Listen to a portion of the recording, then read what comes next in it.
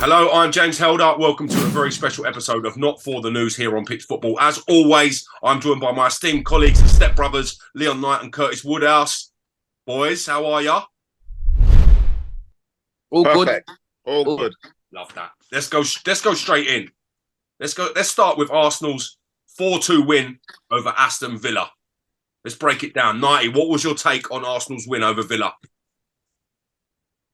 At this point in the season, I said last week that the run of games that we've got coming up, that I don't think will do any good. But you're proving me wrong. At this point in the season, all that matters is 3 points. Yeah. 16, 17 games or whatever it is. All that matters is 3 points. It don't matter how you perform now. It doesn't matter who's on the pitch. It just matters about you pulling your weight and you're getting the 3 points and getting them points on the board and moving on to the next game. We've got Leicester on the weekend. And, by our standards, that how we've been this season, should be 3 points. But it's going to be tough. Whenever you're at the top of the league, teams are gunning for you and they want to prove a point and they want to turn up and play well. Don't know why they don't do that every single week, but it's usually like when the team at the top of the league comes down to your ground and whatever, the fans will be more on top. But again, it's all about getting the 3 points. Yes. Aston Villa, 3 points. Was 2-1 down at one point. I was kicking off. I was swearing. I was doing all sorts. My missus was asking me what's wrong. I was telling her, listen, just leave me alone right now because right now, to get me. But we've got the 3 points and that's all that counts, mate. How much character building is that? How much confidence will Arsenal as a team take away from that? The fact that it was 2-2 at 90 minutes. They found a way to win, a way to stop the rut of 3 games without wins. How important is that for Arsenal, Curtis? I just think it's a game that Arsenal wouldn't win last year. So certainly. And lost it last year. But yeah, they have got that resilience now. Being up there breeds that confidence. You look at when Man United were flying and how dominant they were, the amount of goals they scored after 90 minutes. Yeah, and Arsenal have got that feel about them. That's a big win because it'll breed that, listen, we can do this type of atmosphere. So great win. Tricky game as well, away at Villa. Very tricky game because they are a team that can beat anybody. So, yeah, great win for them to keep rolling on. They will fall short, 1,000,000%. Man City will do the business, but Arsenal are going to run them close. And the pleasing thing about it over the last weekend was it was the ex-manager as well. So, there was an extra bit of well. I was just going to say this, Nighty. Unai Emery, there's a history there. You know how much he would have wanted to turn Arsenal over. The way he was treated, rightly or wrongly, certainly added a bit of spice to it, mate, didn't it? Yeah, 100%. Big spice. And, it was good to get the 3 points there against him as well. He would have been feeling himself when there was 2-1 up as well. I'm just looking at Arsenal's run of games. So Leicester next away, as Nighty said. Then we've got Everton at home, Bournemouth at home, Fulham away, Crystal Palace at home, Leeds away, Leeds at home, Liverpool away. 4 of them games are must win if you're going to win the Premier League. If you're to win the Premier League, you've got to be beating those teams. Have Arsenal got enough about them to do it, Curtis Woodhouse? Well, yeah, I think if the squad gets strengthened, I'm not sure how long their injuries are out for, but Arsenal are in it. There's no doubt about it. The one thing that separates the two teams for me is the strength and depth that Man City have got that Arsenal haven't. But yeah, listen, Arsenal are in it. There's no getting away from it. I don't think they'll do it just for that reason, the squad depth. But you look at them fixtures, apart from the Liverpool one, they're all winnable games. The Fulham one away is a very tricky one. But the rest of them, Arsenal, I fancy them to win them comfortably. I just mindset, Nighty. Yeah, I mean, I just think we have to go there and win. Like Curtis is saying, when United were dominating in the 90s and early 2000s or whenever it was or whatever, like, regardless of what, they will get the points. Whether they was 3-1 down, do you know what I mean? They will start lumping it in the box and a barrage of attacks is coming and something's coming off. So it's just that mentality, mate. It's that mentality you got to bring to these games. A home game's 3 points, regardless of what.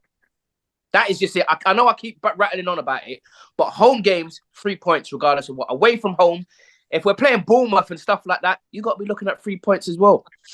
A big thing though is when we're talking about that Man United team that, like you said, they went to the end. You know, they won the Champions League at the last minute. I remember when Steve Bruce scored that header against Sheffield Wednesday, like in the 98th minute or something ridiculous. Yeah. But the big difference between that and the Arsenal squad is that squad that Man United had won things. So they can look back and say, remember when we did this, remember when we did that, and draw strength from it. This Arsenal squad has got hardly any winners' medals in it. So getting this first one over the line is huge for them. If Arsenal can win this first league title with the squad they've got, everyone at the age that they are, they can really have a bit of a golden period again. But I just can't see them overhauling Man City. I think, Nighty, do you see any, Nighty, sorry to interrupt you, do you see any comparisons between this Arsenal side and the class of 92? Nope. Is there any similarities you see? Because that team had so much natural talent, but they also had the resources to go and sign. If you look at the players that they spent money on in today's market, they spent a pretty penny. If you look at the resources that Manchester United had, and that team in particular, can you see any similarities between them, Nighty? Hey, hold on. You guys crack me up. You're top at Christmas. You've not won anything. And we're talking about the class of 92. Curtis, you're the one that made the comparison. You're the one that made the initial comparison, to this Man United team. My point being is that Man United team, they had resources on resources. Arsenal, you Arsenal fans are the best. I mean, listen, I don't see no comparison. Thank you. Do you know what I mean? Yeah. I just think it's like it's an error, obviously. Do you know what I mean? It's different formations and how it's different mentalities. It's different everything. So I don't really see a comparison. Why I do give Arsenal a good shout is I don't think Man City are on bang on form. Yeah, because they beat us at home 3-1. Then they go to Forest and draw 1-1. Well, that was fucking dreadful. Like really and truly. Now, if that's the class of 92 and they beat us 3-1, they're going Forest and beating Forest 4-0. Yeah, I hear that. Even a couple of seasons ago, Man City were rattling off like 12, 13 wins in a row. They ain't doing that this year. They've got too many hiccups in them this year. Right. This is why I give Arsenal a little squeak and say, you know what, we can do it. Because the mere fact is that I don't believe City are like clicking. I think they're turning up to Forest and expecting just to win. But they will turn to Arsenal and actually put in the work. Do you understand? And beat us. They will turn up to Forest and just think, we'll piss about here. And not saying they will, they're saying they'll piss about, but we'll get through in the end because we're better than them. Like, do you know what I mean? They're not fluid, are they? They're not like at the fluid best. Let's give Nottingham Forest the credit that they deserve. That goal that Wood scored was a fantastic team goal. Wouldn't have looked out of place from Manchester City scoring it. So credit to Forest from the way they played. And that goal in particular showed a lot of team effort. Let's have it right. They're under a lot of pressure themselves, Nottingham Forest. That's a big result for them. What's your take on it, Woodhouse? Yeah, I think they're doing a great job, Forest. And everyone was saying about the amount of players that they brought in. But the squad did need a major overhaul. And he's done it. And Forest are a good team, very good going forward. Got a real attacking threat about them. Got a young team as well, loads of legs, loads of pace. Forest will be comfortably safe this year in the Premier League. The chairman's pretty ambitious, so they'll probably want to build and grow again. So, yeah, Forest are a good team. It may not be a bad point. I think Forest will have a strong second half of the season. That point that Man City got might look back at the end of the year and say, bloody hell, that was a good point. How much has that point rejuvenated Arsenal? How much has that point that Manchester City 2 points that they've dropped to Nottingham Forest, helped Arsenal back in this title race, all things considered? What's your take on it, Nighty? It's helped us a lot, innit? I was over the moon when I found out, like, we was back on top. They drew, we had got a result, being 2-1 down. It all like molds itself, and it gives you like motivation to think, flipping, we can actually do this again. But I always look back and go, Everton, that's got to be 3 points. Then I look and go, Brentford at home, that's got to be 3 points. And then you go to City, and then even if you get 6 points there and you get to City, you're not as tensed. Do you understand what I'm saying? You go out there to win and play, but if you lose or you get a draw, it ain't so bad. Hear that? But it didn't go like that, and But again, that is right. The saving grace in all of this is Man City, because they're not going win. Like when them and Liverpool going head to head, and they both won their last however many games, and it was just ridiculous. That Man City are not that team anymore, so they keep giving Arsenal a squeak. Whoever goes and wins 6 games, 7 games in a row will win the league. And we've got the fixtures to go and do that now. No, you're reading my brain. I'm thinking the exact same as 90. They are the next 5 games, bar the Liverpool game, are real winnable games for Arsenal. Hey, we do that. I guarantee City in the next 5 games don't win all their games. They will draw and possibly lose. Yeah, I don't know who they've got and who the running they've got. And it's just, Arteta should be installing this now. Obviously, it's game by game, but Leicester, bam, get that off 3 points. Do you know what I mean? The next 5-6 games, man, Jesus Christ. Yeah, they're big. If they can go into the last 10 games of the season with a little 5 or 6 point lead, maybe even more, 7-point lead, then all of a sudden Man City, every game's a big pressure game. And it's out of their hands. So I want Arsenal to win it. I'd love Arsenal to win it. I think it's great for the league if Arsenal do win the league. So I am rooting for them, but I just don't think, I don't know. I think the lack of experience maybe and the smaller squad might tell in the end, but I hope I'm wrong. Let's have a look. Go on, if Jesus comes back in a couple months or in a month or so, I don't know how long he's got. And then Partey comes back, and then there's no injuries, because we've gone half a season really with no real injuries, really, bar Jesus. Really, Partey missed the game last week or whatever. But we've gone into this season, we've had a couple of injuries, and we're halfway through it now. Do you know what I mean? We get them boys back, we keep them fit, everyone stays fit. You can just say see you later to flipping squad in depth, your depth from squad. You can just see you later, mate. Like, you know what I mean? And then you keep all them boys there, and you just maintain. And do you get me? I mean, listen, you put another flip on that now with the players that they've already got out. You know, the Parteys, the Jesuses, and then Saka picks up a knock, Odegaard picks up a knock. All of a sudden, they're banging trouble. So depends however you want to flip it, innit? Did you do this for a hobby? Fucking annoy people. Yeah, let's look at Man City's fixtures coming up. Let's identify where they're going to drop points. So the next game is Bournemouth away. They've then got a cup game against Bristol. Then they've got Newcastle at home. Then you go Crystal Palace away, Man City versus West Ham, Man City Liverpool, Southampton Man City. They're not fans of Southampton, that's for sure. There are games there where they could slip up. There are games there where it is going to be nip and tuck. How do you see it, 90? Palace will be on them. Palace love a draw. Palace absolutely love a draw. Palace, Patrick Vieira will make sure Palace is on them. Yeah. Bournemouth, they'll beat Bournemouth. Southampton, they'll beat Southampton. Newcastle. I just see them getting on against Newcastle. Newcastle's a toughy one. It's a tough one. I see Man City winning all them fixtures you just mentioned. I see the only tricky one there being the Palace one. I think Newcastle win the rest comfortably. Newcastle is a tricky one. They defend well, but ultimately Man City at home, they'll beat Newcastle. Palace is the only one there where they might draw. Palace ain't going to beat them, but they might draw. I see City getting maximum points in the rest.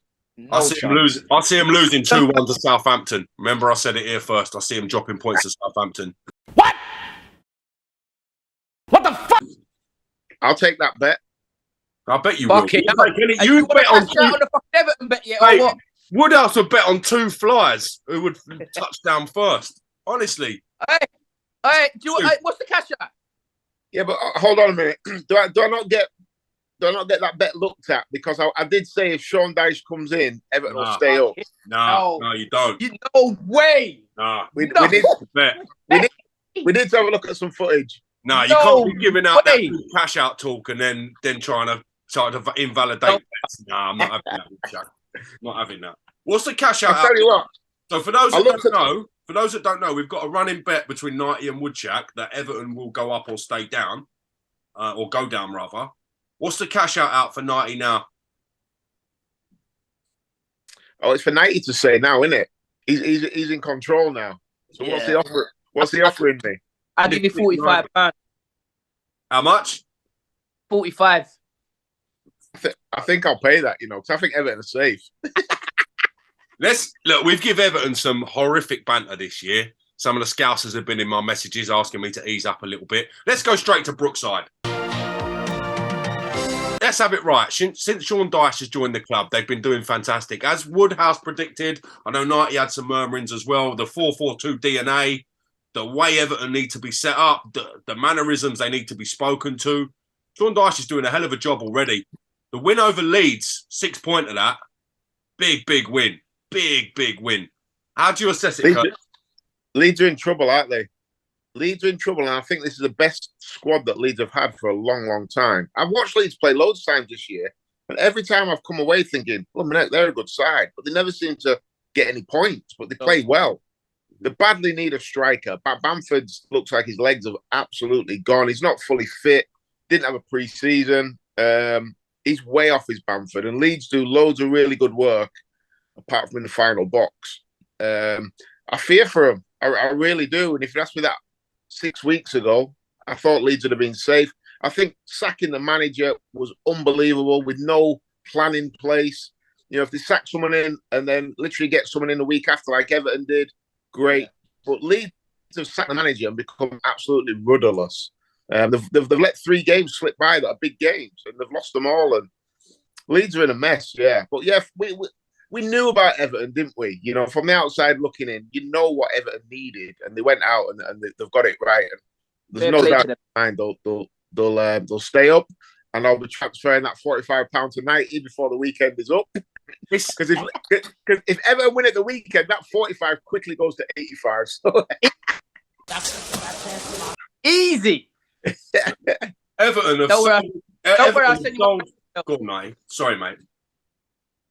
I said, don't worry, I'll send you my bank details. It's cool. Trust me. Nighty will send that within 4 minutes of the show ending. Nighty don't when it comes to sending invoices, let me tell you. All right, listen, yeah. Me and Curtis knew. Like, like Curtis is saying, Leeds sacked their manager, they've got no one in. Everton knew. Everybody knew. If they get Sean Dyche, they are staying up.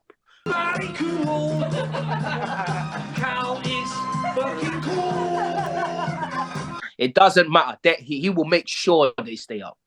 And we need the big clubs in the Prem, man. We need like the Leeds, the Forests, them DNA, like big British clubs like Everton, and we need all of that. I don't want them man there to go down really too tough. Do you know what I mean? It's like Norwich and them man there I don't want up here. Like, do you get what I'm saying? They don't even get me. But Everton are a proper football club. Right? Let's get the meme up. Let's get the meme up of Delia Smith. Let's be having you.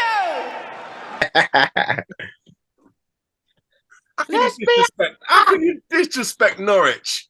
Let's be having you. I hear you about Norwich. I probably played at Norwich probably in my career, probably 8 times. It's a horrendous journey to get there. Yeah. It takes forever. When you get there, I've never ever seen it full ever. Yeah. The atmosphere is always whatever. No one wants to be. The fans don't even want to be there. We can't stop. We can't stop Norwich being in the Premier League because it's a journey for clubs to get to, lad. We can. We can put a petition out or something. Nah, it's dead, bro. It's dead. That's why I said Norwich, because they're just dead. What other dead club should be banned from promotion then into the Premier League? Do you know who else I'd say as well? West Brom. Just for the fact that I'm fed up with them coming up and down, up and down, up and down. Like, like they're scamming the league, bruv. They're trying to get the P's, then they go back down, then they come back up again and get the P's. They go back down and they come back up again and get the P's. It's long. Not you're doing the same. Teams like that, I ain't got no time for it. But look, Fulham have been a bit of a yo-yo. Fulham have been a bit of a yo-yo club. They now find themselves in the top half of the Prem. I think they're 7th. So the stability can come. It takes a little bit of time, doesn't it? It's the toughest league in the world to come into. But what about Millwall? They're having a little rattle in the Championship. They could end up getting in the playoffs. Imagine Millwall in the Premier League. Can you imagine Millwall in the Prem? That'd be brilliant. It'd be absolutely brilliant. That will be mayhem. Them in the Prem. Yeah, it'd be brilliant. They're doing well, though. They're having a good season, aren't they? I've had the pleasure of going to the New Den a few times with a few of my friends that support Millwall, and it's buzzing at the minute. They're actually having it. They're doing really well. I tell you, you're talking about new stadiums. I passed that Everton stadium the other day, and that looks like a fucking stadium, bruv. Really? I got sent off at Millwall in the playoffs one year. Oh, mate, I was walking off the pitch. I've been down there as well. Mate, I was walking off the pitch. The fans were like hammering me, and as I was coming to the tunnel, they're getting closer and closer to the pitch. So I had to break into a little jog in it. I was like, "Get me down this tunnel! I feared for my life." You know what? As well, you know what? Like the worst feeling ever when you get sent off. So it was 1-1. I absolutely smashed their right back on the just outside our box. It was a bad tackle. I didn't think it was a red, harsh, in my opinion. So I got sent off, and I'm walking down the tunnel. And as I'm going down the tunnel, I've just heard a massive roar go up, and they've scored straight off the free kick. So I sat in the dressing room, and you're going to get it after the game, don't you? You can't. It's a horrible feeling. It's the longest 20 minutes of my life waiting for the gaffer to come in, tore strips off me. It's like a bonus. I know what he said to me. That's probably the worst feeling ever. That horrible. You can hear it. You're in the dressing room. You can hear it. Yeah. As soon as he came in the dressing room, 3 in for me. Yeah, I remember I was playing for Huddersfield. We was going for the playoffs. And I was on fucking fire. I'd scored. I've been on a run of scoring by 4, 5, 6, 7, 8 games. I've scored 17 and fucking my old man told me Kevin Keegan was in the crowd, like come down from Newcastle. So he must have been coming to watch me because he fucking weren't watching anyone else. So anyway, I got sent off in about 13 seconds. What, the first half? Yeah. Would you just press from centre and put a 2-footed in? Well, what happened? It wasn't like to be fair, yeah. And my old man said, as soon as I got sent off, he left. What, Keegan? Keegan or your old man? No, Keegan. And what happened was the ball, like, from kickoff, we used 2 players at kickoff. I know they use 1 now, but we use 2. So you pass it, go back, and then it will go back probably to the right back. You know that old school football. Go right back, and you've got to go in down the line. And he's lumped it forward, the right back, and I've jumped. And as I've jumped, obviously I'm fucking 5'6". I've jumped, and I've gone up the arm. He's added on a bit of height there, isn't he? 5'6". What? You lot. You're not trying to kill my story, you know? Go on. I want to hear it. I've jumped up and I've just hit him. But it ain't hit him in his face, it's hit him like here. And the ref just gave me a red, bruv, and that was it. Wow. Done. Hit him on his waistline. Like, you're thinking, when I'm getting in the change, and I'm thinking, fucking hell, ref, like, do you know what I mean? Like, there ain't even nothing that's gone on. I've just gone up. I'm not John Fashanu or anything like that. Do you know what I mean? Killed me, mate. Honestly, I fucking shedded tears in the change room after and everything. I was fucking gutted. Honestly. And the rest of the waiting's horrible, isn't it? When you know you've kind of let your team down. I had to wait 90 minutes and we lost as well. I'm thinking of a parallel universe where Keegan signs 90 and he plays up front with Andy Cole. What are you talking about? 90 would have been great at Newcastle. I think that would have been great. Asprilla to 90 goal. What are you talking about? 90 would have been, that nightlife would have been lit. Nah, 90 wouldn't have handled Newcastle, you know. Do you know the worst is? No. You know the worst thing? I only found out because my dad came down straight away and they let him in the change rooms. When he sat down and then we sat down there, we was just fucking shaking our heads. And then he told me like after, and I was just thinking, oh fuck's sake, like I could I was on a mad run of goals as well. That like at them times there as well. I remember. And I just I blew it, bruv. Honestly. Did you know Keegan was coming to watch, or was it something that you found after? No, it was just something I found out because as soon as I got sent off, my dad said he just left. So obviously he's coming to fucking watch me. Do you know what I mean? He said he just got up and just left, and that was it. Well, you would have been a bargain signing for a Premier League club at that time. You're on fire. Lay out a couple of million to bring 90 in, and he blows up. Do you know what I mean? Because I was 90 playing off Big Les. Big 90 and a thriller. Just terrorised. That would have been it, mate. Yeah, it's a sickener. What makes it better is the fact that you didn't know. If you'd have known he was there and got sent off, then I think it would have hit double as bad. Do you know what I mean? So you can't plan for these things; they just happen, don't they? Yeah, because I think Lou Macari and Joe Jordan was tightening my name about a bit as well, like with their little connection they had and all that as well. And I was really doing well for them as well. I went through a period where I was like, I stopped scoring for a bit, and they called me into the office and all that. And you know that talk, what makes you feel mad important. Like, I don't know if I was that important to them, but they made it and masked it to like, bruv, you need to like, because I was going out on town and I was still scoring in that, and I was going out on town after the games.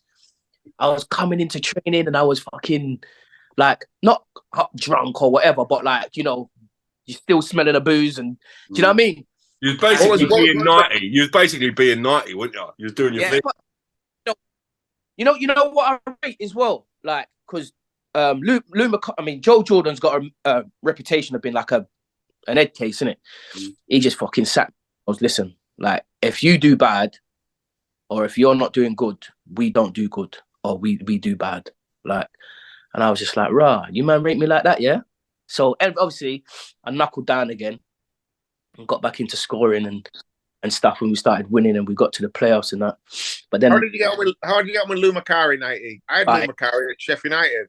Yeah, he was brilliant for me, man. Really? Yeah, he was brilliant for me. He was like a father figurely kind of, like, not, do you know what I mean? He wouldn't, even if he knew I was in a wrong in certain things or whatever, he would kind of just like mask it and leave it and try and let it sort itself out and stuff and whatever. And I like that about him, to be fair. That's why I think any manager that I had, like Steve Coppell as well, he was like that. He was brilliant.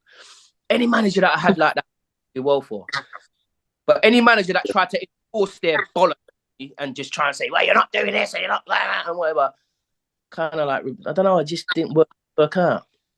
I bet you ran, innit? Lou Macari used to run you. I remember. Oh, hey, listen, bruv. Yeah. He had some runs. And I was thinking to myself, there's no way at the end of the week we're going to be on a Saturday and out there and flipping performing, bruv. He came in with Steve Bruce at Sheffield United. and I liked Lou. Lou was a good guy. But fuck me, training was hard. Yeah. Yeah.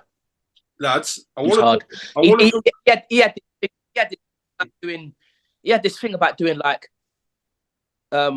you're in the box, 18-yard box, obviously goalkeeper there, defender versus attacker. And it was like, you just had to go at it. It's like a free-for-all. Like, do you know what I mean? And it was hard work. Like, they would keep feeding. If you scored, or you had a shot or you missed, or the defender like cleared it and got feed another ball in. And it'd just be like 5 minutes solid, like, and it would just keep going over and over again. And you just... Fire burner. Yeah. The calves, fires, everything was just like steaming. But it was good though. It was good. We spoke a little bit about Leeds being dragged into it, which we didn't see 6 weeks ago. Another club that have had some good results recently, but nowhere near where they should be in the table is West Ham. It's David Moyes on thin ice. I'm just going through their results now. Massive win. Massive win. Hasn't really been there. If you look at their games and the way they've played, they're playing okay, but they're just not getting the results. 1-0 loss to Wolves. They beat Everton 2-0, which was probably the biggest win. Point from the Newcastle game, point from the West Ham game, beat to Tottenham. Is David Moyes in danger of losing the West Ham crowd and in turn losing his job? I think the game that they won was the one that Frank Lampard got the sack, wasn't it? That was the Everton game. It was indeed. Yeah, it was indeed. Yeah. They're struggling to score goals, aren't they? And they can't really seem to pull away from teams. Every game that they're in is tight. They don't seem to have much flair, much spark about what they're doing. I don't know. I really like David Moyes as well. I think he's done a brilliant job there. I don't know. Sometimes things fizzle out, don't they? Mm-hmm. And it looks like West Ham looks like it's lost a bit of spark. Yeah, spark. That's what it is. Yeah. Go on, Nai. I'm from East London, and I know a lot of people that I know West Ham, and I think it's half and half. Some of them are fed up with him, but some of them are saying, just like get this season out of the way and get on to next season. But some of them are there, fucking hell, man. Like, do you know what I mean? It's like we're playing for nothing, really. Like, there's nothing there. Like Curtis is saying, the spark ain't there. There ain't. Do you know what I mean? It's just shit. It's a big drop. Challenging from Europa League last season spots to where they are now. The club, obviously, they're judging it season by season, expecting a progression. It's a big drop, isn't it? It's a lot for the fans to deal with. I mean, when you don't add to the squad really with quality, what do you expect really? Do you know what I mean? That's why I think probably a good thing for West Ham to do in the summer is stay with Moyes, sell Declan Rice, and reinvest the squad. Probably get 3 or 4 new players in there. Cause I feel it needs that little revamp. Is Moyes the man to be trusted? Is Moyes the man to be trusted with that recruitment money? Do you think selling your best player to let Moyes sign 4 players is a smart thing? Do you think West Ham fans will be happy with that strategy? Well, look who he's brought in with Souček, with Kufal. Look at some of the signings. I don't know what he bought Souček in for, but I bet he's worth triple that now. So I think he's done well in the transfer market with West Ham. I think it's a bit disrespectful to say, like, is he the right man to recruit? Because he's brought in some good players. He's got a tune out of Antonio that no one was getting before. I think David Moyes done a really good job at West Ham. I think he's probably been too successful last year. But listen, there's no getting away from it. They're right in the mire this year. I think but he deserves to see the season out, hopefully keep him up, and then revamp the squad. I think he's earned that right. I mean, Curtis, I know you're saying about they brought in, but do you think they need a big player to come in there? I think they need a centre forward. This is what I'm trying to say, but a named man that everybody knows that's coming in. Like when Chelsea, I know they ain't got that kind of money, but like a name player that comes in, even if it's like he's not past these, but he's just coming out of his peak now and he can still do a job and he's a big name. And do you know what I mean? They ain't got that. I don't see that. I've never seen them sign anything like that. They always sign somebody who people are talking about. Yeah, they end up, like you said, these players he's bought in are probably worth a few quid more and this, that, and the other. But no one ever comes in and goes, yeah, I'm here now. Like, do you know what I mean? I'm going to do my stuff. And do you know what I mean? I just don't see it. But I bet they're on West Ham's radar. But West Ham are kind of going for the same players that, bigger clubs are going for. Bigger clubs that are in Europe, more money, more wages. I think West Ham are in a difficult spot because they are a big club, but they're not a big club, if you know what I mean. So if you're a top centre forward, are you going to go to West Ham? Nope. Yeah. you probably got other options that are more appealing than West Ham. That's true. I remember like about a year ago, and I think one that kind of slipped through the net where you look at now and think, wow, he'd be great for West Ham, was Olivier Giroud. Yeah. You know, he was floating around before he went to AC Milan, I think. And there was talk of him going to West Ham. And I think that's what they need, that type of goal scorer. They haven't got, you know, I like Antonio, works his socks off, powerful, you know, runs the channels. You think Ivan Toney will go there? No, because I think Ivan Toney, we were talking a couple of weeks ago in the show about him going to Manchester United. Scamacca's a very good player. Scamacca's a very good player, but you've got a question, if he's not in the team, he's obviously not doing something right, or Moyes is seeing something that he doesn't quite like or trust. I don't know. Really don't. Is he a good player? Well, how is he a good player on the evidence of what? Well, he came to the club with a reputation of being a good player. They signed him because he is a good player, but he doesn't seem to. Moyes doesn't seem to be able to get a tune out of him.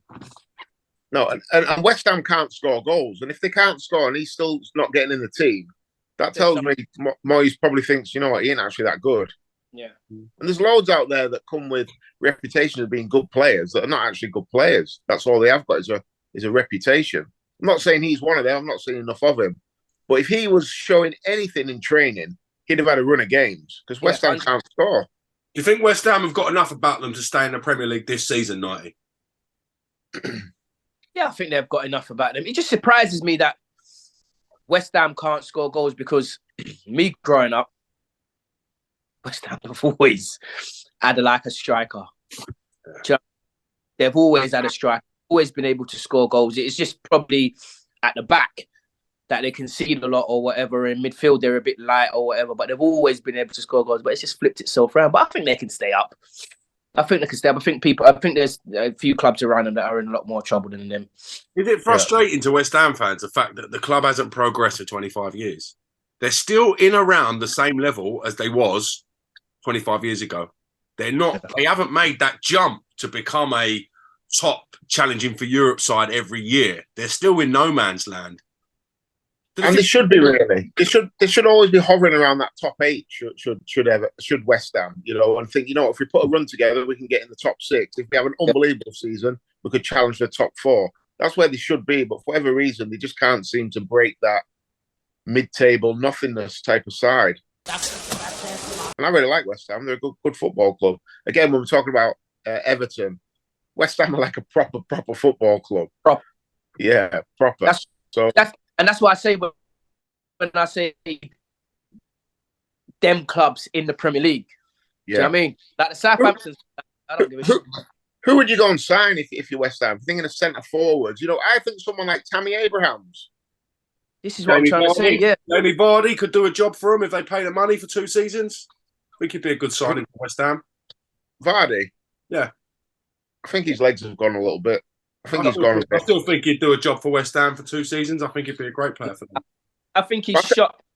Yeah, I do. I think there's talk of Tammy Abrahams again going to West Ham before he went to Italy, weren't they? And I think West Ham have got to get one of them where you think, yeah, good signing.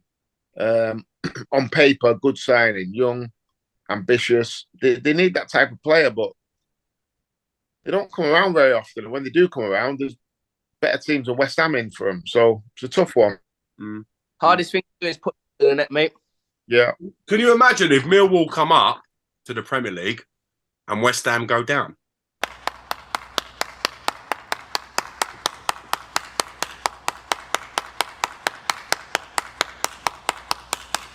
Oh. Scenes. It's absolute scenes.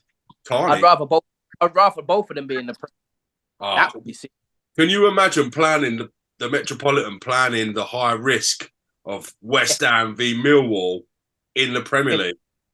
They'd make it a 9 a.m. kickoff, so no one could have a drink before the game. No, there's definitely going to be things that we ain't seen implemented on that game. I'll tell you what, I went to Crystal Palace Brighton the other day, the Eagles v the Seagulls. Jesus Christ, you would have thought it was England versus Germany, the amount of police presence at that game. Yeah, I've played crazy. I've played in that little derby there, mate. It's tense. Right, How did that all come It was like about, an old firm game. The amount of police presence there was like an old firm game. How have they ended up like rivals? They're miles away from each other. They're not. What's the history? They're not. See, this is your Sheffield ignorance. They're not miles away. They're 35 minutes away. It's one motorway that separates them. But people don't realise that unless you live in South London or Brighton. Yeah, from my house, I can get to Brighton in 45 minutes. On a good day. It's not far. But how it's become like that, I'd never know. But it's been like that since Brighton was in League One. It came from the 70s. There was a manager that managed both clubs, and that's when the rivalry initially started. You got to think, Brighton and Crystal Palace haven't been the most successful in terms of winning trophies over the years, and they didn't have a natural rival. Fulham and Chelsea were on a different path to Palace. Brighton haven't got that natural rival, so they just sort of started to hate each other.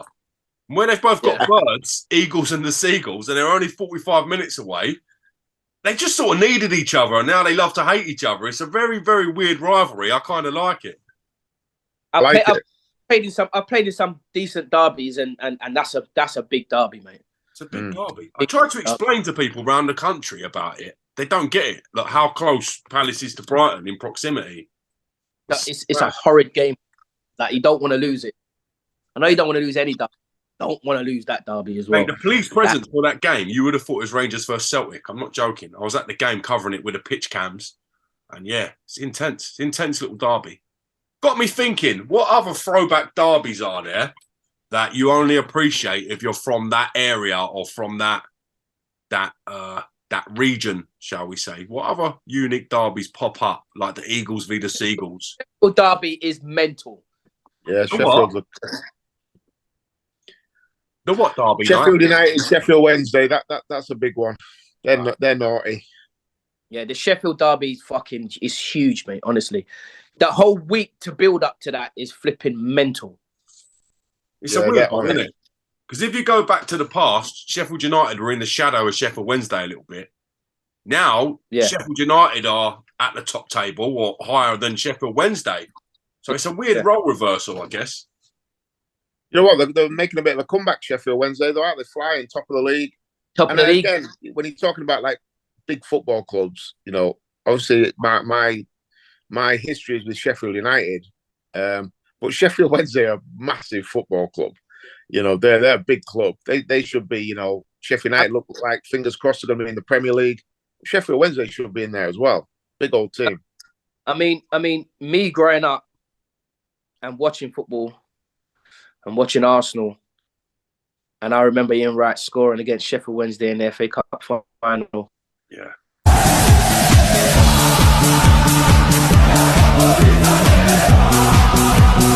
That's how big they are. That's the kind it was. Yeah. And we will remember that you know, FA Cup back in the day was like prestige, mate. Yeah. I know it's like where it is today. Still a big trophy, don't get me wrong.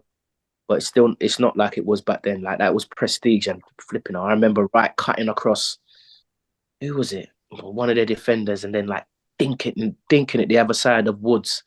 And I'm going crazy. I run out the flat. I'm running down the landing. I don't even know where my shirt is. I'm screaming. You know what, Nighty? I think in the semi-finals that year, Sheffield United played Sheffield Wednesday in the semi-finals. Jesus Christ. Yeah. I'm sure that was the same year that they lost to Arsenal in the final. Yeah.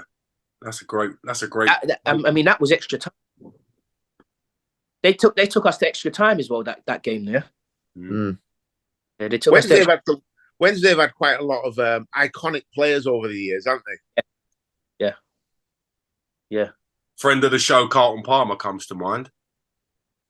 Yeah. Yep. CP. Yeah, big CP. Big CP. What a man CP is. We don't give him enough credit. What a man. Who was the guy that Sheffield Wednesday had? I've forgotten his name, and he was a centre-back like for his whole career. And then they put him up front. I think someone got injured. They put him up front, and he scored like 18 goals in a season in the Premier League. Who's that? No. What was his name? I've forgotten the guy's name. We need to find out. But he just went on a mad run. Put him up front, and he If any Sheffield Wednesday fans, are watching this, please put in the comment because we want to know who this is. I want to say Mark Warhurst or something like that. Was it? Yeah, Warhurst. Yeah, I remember that. What yeah. Remember, he was flipping, actually bagging. Remember? Is that him? Yeah, isn't it? Yeah, that's him. Yeah. What a shout. Go on, Curtis. Mate, he went on a mad run and the goals he was scoring were ridiculous. He was hitting like volleys and everything. Yeah. Big volleys. Yeah. I joined Sheffield Wednesday when they got relegated from the Prem, so that they was in the Championship. And you know, you can feel it's a massive club, but it's just lost its way a little bit. Like, yeah, well, financially they end up in a right old mess. They had to sell their training ground. You know, they basically got ripped apart financially, and now they look like they're finding their way back a little bit. But they are a huge club, Sheffield Wednesday, no doubt about it. Played there at Hillsborough, in a derby at Sheffield United. The atmosphere was ridiculous.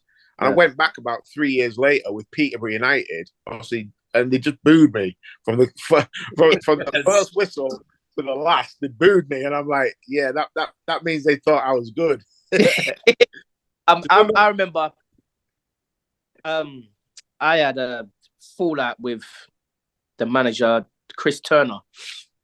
He took over from Terry Earth, who brought me in. And you know, when new managers come in and they want their own ideas and bring their own players and stuff or whatever.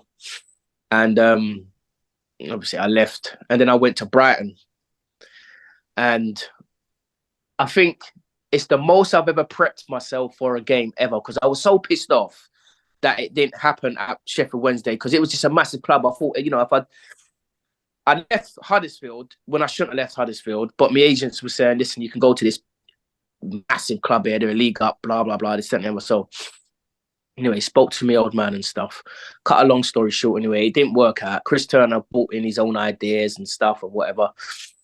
Basically, all the players that Terry Orth brought in, he didn't want nothing to do with, basically, which is fair enough, no problem. But anyway, it got a bit nasty. I left. I went back to Chelsea, actually.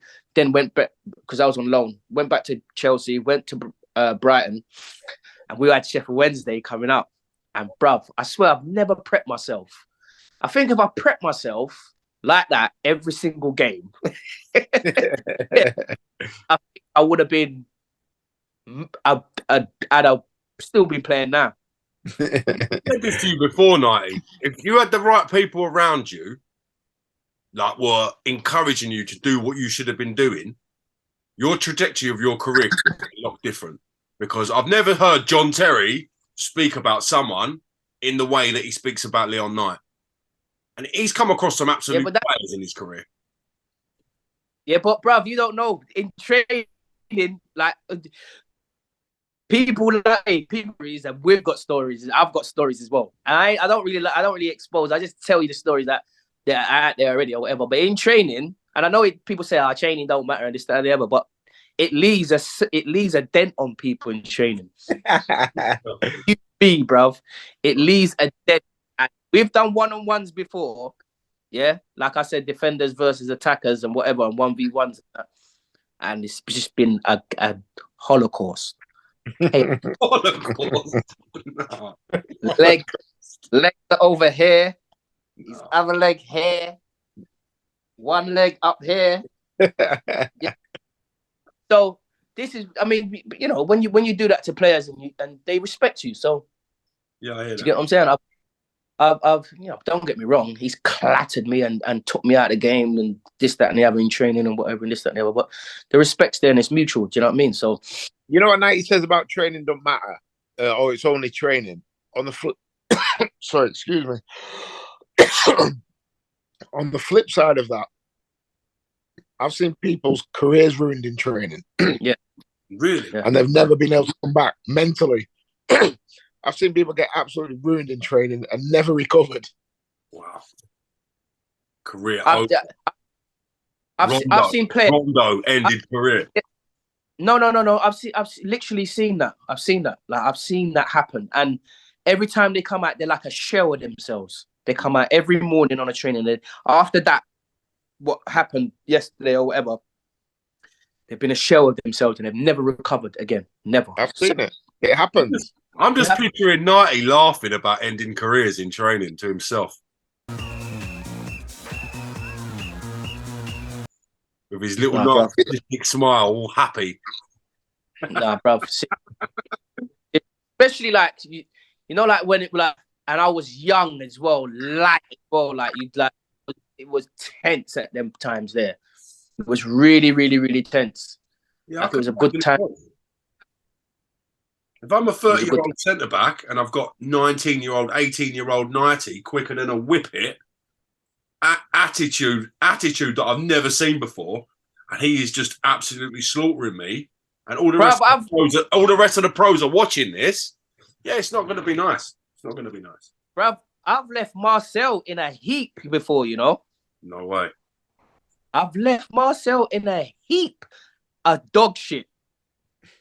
Literally. He's been on the floor like that. You're talking about a World Cup winner here, yeah? World Cup winner. Brands weren't all that at that time there, Curtis. So, like, if you committed and you slipped, he was gone. He was gone. You know what as well? You know when you're a young player coming through and you're taking piss out of some of the like experienced players, that's not like after training, hey, well done, mate. That's like they want to fight you. Yeah, they do. They do. Yeah, I've seen fights start. I got a scar on my leg now that Baballero did where I tried to take the piss out of him. Well, I did. And then the next time, he literally clattered me and I was... them times they're like, you know, you're a bit feisty and whatever and this and the other. And I'm looking around like, say, fucking hell, what's going on? Because he's just kicked me out, right? Like, no, he ain't tried to get the ball. I passed the ball off already and he's just gone flap like that. That's a great name, you know, Baballero. I completely forgot about him. He was a player. Celestine Baballero. Celestine Baballero. What a player. Yeah, forgot about him. Yeah, man. So you played with some players, mate. That Chelsea era was mad, wasn't it? They were signing some, and Chelsea were kind of the first team that brought their names really over to England, wasn't it? Yeah, bro. At one point, we was doing like waves of attack, you know, defense versus forwards, and we was facing Albert Ferrer right back, LeBouf centre back with Marcel centre back, and Baballero left back. At one point. That's naughty. Yeah, it was decent. Then you got Nighty, Vialli, Zola, Torre Andre Flo, and I'm trying to think who else would have been in that wave. Jimmy Floyd. Jimmy Floyd. Ida Johnson. Nighty, what was Jimmy Floyd like with you? He was cool, man. Yeah. He was a cool guy, man. Yeah. He's like a laid back kind of guy. Like, no, he's like had a little laugh. He was always laughing. You know what I'm saying? Like he was real cool. Like, do you know what I mean? Yeah, like, you know when I like do after the speaking and things like that, I always talk about, and you don't even realize it at the time, but when you go from being an apprentice to on the verge of breaking into the first team, i.e. training with the first team, being in the squad, traveling, but not quite getting in the squad. Yeah. And you're kind of in and around it, and you're chasing that dream that you've always wanted for your whole life to be a professional footballer. That probably 6 months there, and you don't even realize it at the time, is the greatest moments of your life.